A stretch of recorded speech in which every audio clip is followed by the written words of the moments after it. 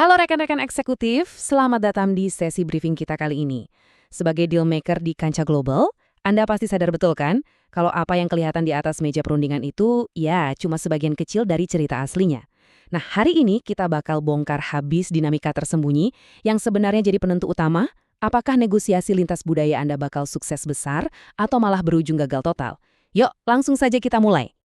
Agenda kita singkat dan padat. Kita akan bahas 5 area krusial, mulai dari gunung es negosiasi yang tersembunyi, konteks tinggi versus rendah, friksi dalam ritme kesepakatan, cara menghindari kegagalan global, sampai gimana cara mengeksekusi kecerdasan budaya Anda. Di sesi ini, kita akan diagnosis titik-titik rawan antara gaya barat dan timur, sekaligus ngebahas taktik jitunya biar deal bernilai tinggi Anda nggak berantakan. Oke, masuk ke bagian pertama, gunung es negosiasi yang tersembunyi. Mari kita tantang sedikit asumsi klasik di ruang rapat tentang apa yang sebenarnya bikin sebuah deal itu closed. Coba ingat-ingat lagi negosiasi internasional Anda yang terakhir kali stuck atau batal. Angkanya udah pas, proyeksinya jelas, logika bisnisnya sangat masuk akal buat kedua belah pihak. Tapi ujung-ujungnya bubar jalan. Pernah ngalamin kan? Pertanyaannya, kenapa bisa begitu? Jawabannya ternyata ada jauh di bawah permukaan. Kalau kita pakai analogi gunung es, seringnya kita sebagai eksekutif cuma fokus sama ujung atasnya aja, kan? Angka, kontrak, rasionalitas. Ini yang kita sebut logika strategis. Padahal ada bongkahan raksasa yang nggak kelihatan di bawah sana. Logika budaya, yang isinya nilai fundamental dan norma sosial. Inilah yang diam-diam mengubah aturan main dan nentuin hasil akhirnya. Kalau kita abaikan bagian bawah ini, ya itu sama aja resep jitu buat gagal tanpa kita sadari.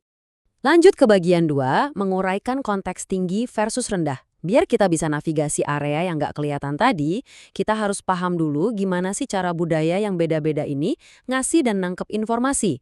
Nah, konsep ini ngasih gambaran yang pas banget tentang lensa konteks. Budaya barat kayak Amerika Serikat atau Jerman itu masuknya low konteks. Maksudnya apa? Apa yang diucapin, yaitu artinya terang-terangan dan mutlak. Tapi begitu kita nyeberang ke budaya timur atau Asia, kita berhadapan sama high context culture. Maknanya tuh nggak ada di permukaan. Ia tersembunyi rapi di balik situasi, kode nonverbal, dan gestur tubuh. Jadi kita harus benar-benar jeli dan holistik ngebacanya, nggak bisa cuma dengerin kata-katanya doang. Coba kita lihat contoh kasus yang sering banget bikin eksekutif kejebak. Kata, mungkin. Bayangin rekan Asia Anda bilang, mungkin kita bisa pertimbangkan hal itu. Eksekutif barat dengan kacamata low konteks mereka bakal mikir, wah peluang bagus nih, negosiasi jalan terus. Padahal faktanya, buat si eksekutif Asia itu sebenarnya penolakan halus. Mereka ngomong gitu semata-mata demi jaga keharmonisan dan nyelamatin muka atau face saving. Ironis kan? Gara-gara salah nangkap kesopanan sebagai komitmen bisnis, miliaran dolar udah sering banget melayang di meja perundingan. Masuk ke bagian ketiga, friksi dalam ritme kesepakatan.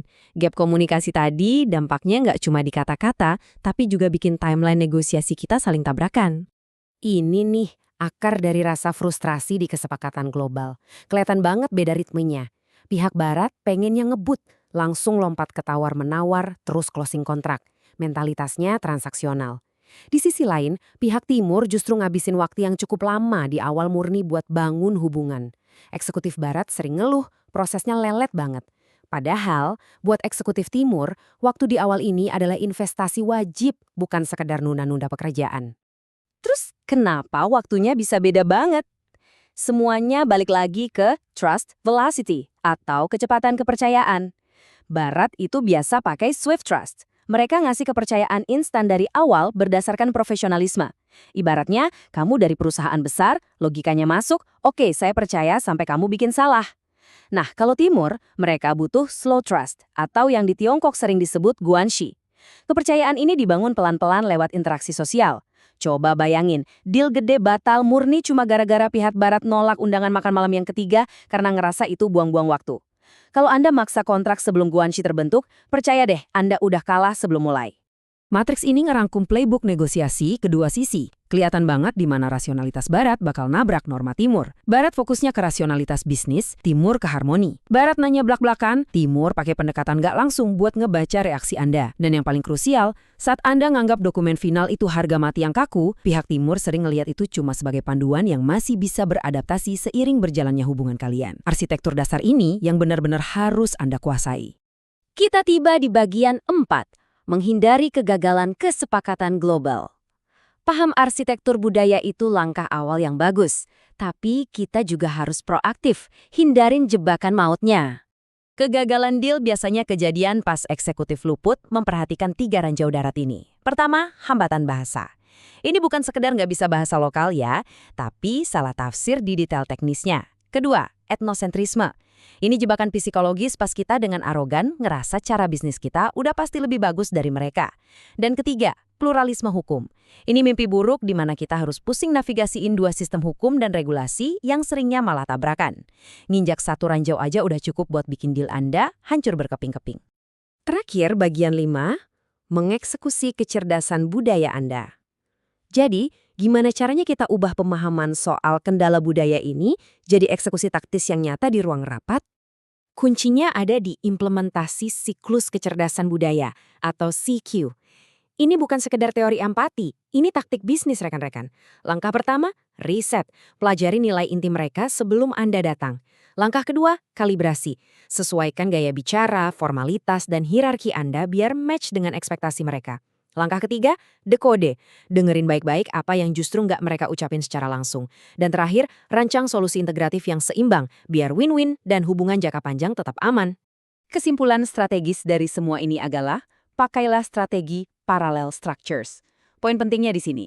Jadi negosiator global yang jago, bukan berarti Anda harus berubah 100% dan kehilangan identitas perusahaan Anda. Nggak sama sekali.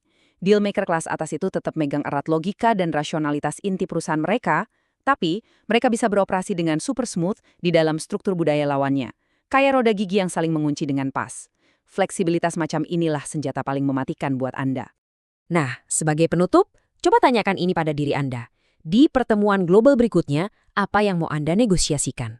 Kontraknya atau budayanya? Karena ingat, aset paling berharga Anda bukanlah tumpukan kertas di atas meja, melainkan konteks tak terlihat yang ada di baliknya. Kuasai budayanya, dan saya yakin kontraknya pasti akan mengikuti dengan sendirinya. Terima kasih sudah bergabung di briefing kita kali ini, dan sukses selalu untuk negosiasi Anda ke depan.